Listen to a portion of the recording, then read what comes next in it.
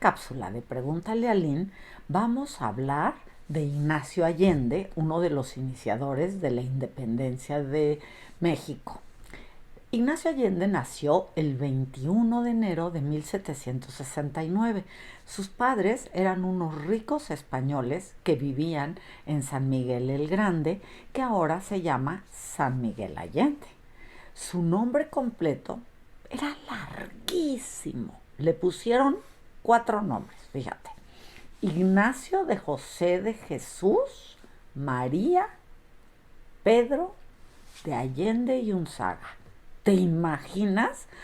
Desde niño conoció a los hermanos Juan e Ignacio Aldama en la secuela, en la escuela, y se hizo muy amigo de ellos. También fueron los Aldama parte del movimiento de independencia. En 1795 comenzó su carrera militar en el ejército de la Nueva España, porque pues eran los virreyes y aquí mandaban los de España. Antes de los 30 años ya estaba ahí. ¿Y quién creen que fue uno de sus superiores? Félix Calleja, que después iba a ser el virrey. ¿Y a quién le tocaría defender a España de los independentistas que eran Allende y todos ellos, ¿no? Allende desde siempre defendió la libertad, la igualdad y la democracia. En 1802 Ignacio Allende se casó con María de la Luz Agustina de las Fuentes. Pero tristemente su matrimonio solo duró 6 meses. No hay mucha información sobre eso. Se tiene registro de que Allende tuvo 3 hijos. No se sabe mucho de las madres. Uno de ellos fue Indalecio y también se unió al movimiento de independencia y también fue asesinado en la emboscada que les hicieron a Allende y a varios independentistas. Antes de empezar la independencia, ya llevaban planeando la lucha de varios, cómo se iban a levantar en armas, y se llamaba la Conjura de Valladolid. Pero el virrey lo supo y los encarceló, aunque luego liberó a Allende nuevamente. Desde las reuniones de planeación, Allende fue parte. Estas reuniones se llamaban las tertulias literarias y tuvieron lugar en Querétaro, en casa de la corregidora. Y Allende y los demás, con Hidalgo, fijaron la fecha para iniciar el movimiento de la guerra insurgente el 1 de octubre de 1810. Pero fue descubierta la conspiración y entonces de emergencia, hay una cápsula que te cuento todo esto, se trasladaron a Dolores y en la madrugada del 16 de septiembre de 1810 inició la independencia con el grito de Miguel Hidalgo. Allende fue nombrado teniente general el 22 de septiembre de 1810 y se dedicó a organizar su ejército para la lucha.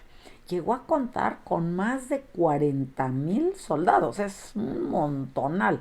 Allende se destacó como un notable líder que procuraba en todo momento que no hubiera excesos por parte de la tropa con la población, etcétera. Se le reconoció por su ética en el mando. Él desde siempre fue partidario del orden y del respeto.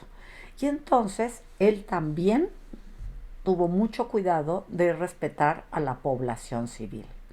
Razón por la que no castigaba ni ejecutaba a los presos que tenía. Pero te cuento un chismecillo, que Allende no coincidía con las decisiones que Miguel Hidalgo tomaba en relación a las estrategias militares y sentía que debido a estas decisiones de Miguel Hidalgo los habían derrotado en varias ocasiones. Recuerda que Allende sí era un destacado militar y sabía mucho de estrategias militares. En cambio, Hidalgo era un cura y no sabía de ese tipo de estrategias, pero lo que tenía era un carisma para que lo siguieran. Finalmente, ambos fueron traicionados y murieron más o menos por los mismos días. Esto además sucedió porque, como te decía yo, el ejército insurgente estaba ya muy desgastado por todos los enfrentamientos armados que habían tenido en importantes ciudades, incluyendo la ciudad de Guanajuato, que Guanajuato era el bastión principal del movimiento, es decir, el lugar en donde había comenzado todo, o muy cerca de Guanajuato, y el símbolo más importante para ellos. Entonces, perder en las luchas era muy desmoralizante. El 21 de marzo de 1811, en Acatita de Baján, en Coahuila, fueron traicionados por Ignacio Elizondo, que se supone que era un militar que supuestamente se iba a unir a los liberales. Miguel Hidalgo, Ignacio Allende, Juan Aldama y más insurgentes fueron detenidos y fueron fusilados, y colgaron sus cabezas en la Alhóndiga de Granaditas. Fueron épocas muy, muy difíciles. ¿Y por qué hubo esto? Bueno, porque los criollos que habían nacido en México, que eran los hijos de los españoles, querían un mundo mejor y sin la opresión española.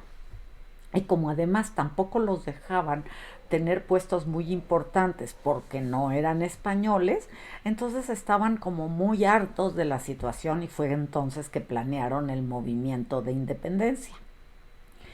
Y Ignacio Allende, como sabes, fue un personaje esencial y muy importante.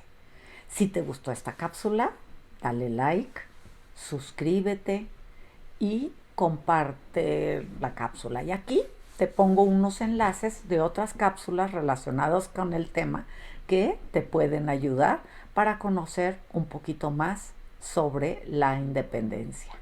Y hasta la próxima.